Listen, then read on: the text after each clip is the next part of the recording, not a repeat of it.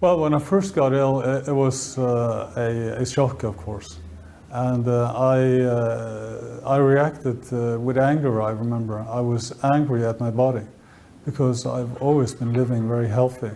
And then suddenly my body reacted in this negative way of getting seriously ill. But it only took me a few days, and then I realized this is a disease I need to live with. And in the beginning, I wasn't sure how long I would live. So we went to the bank and we arranged everything with our economy in case I wouldn't be there anymore, for my wife to be able to take care of things easily.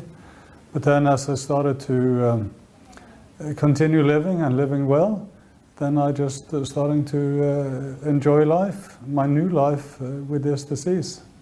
So now I have a really fulfilling and nice life, filled with a lot of interesting hobbies and a lot of good times with friends and family.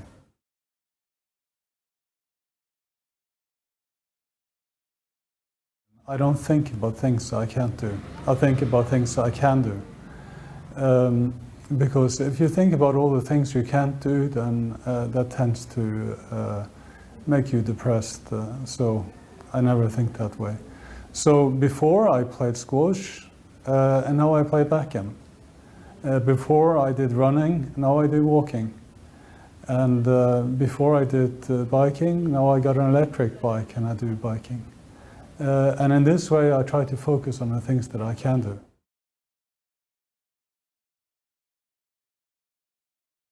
I think people should realize that their life is not over just because they have a chronic and serious illness. And I would encourage them to talk to other patients that are doing well. And then I would encourage people just to find things that they like and just go out and have fun and enjoy life.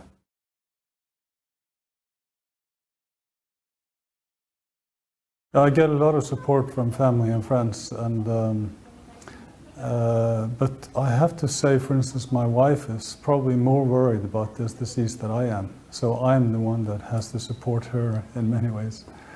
And I think also by having a positive attitude about the disease, I help and support my friends by showing that I'm doing okay.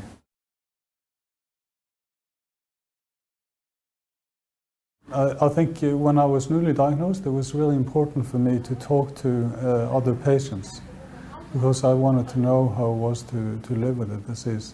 So I found a German patient that I invited to come to Norway, and he had lived with the disease for 10 years.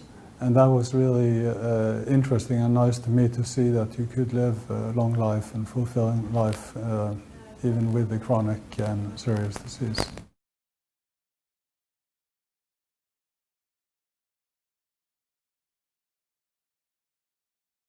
Yes, of course, it's important to talk about how you feel, and this is maybe an area where we men, we are not as good to talk about stuff like that as women.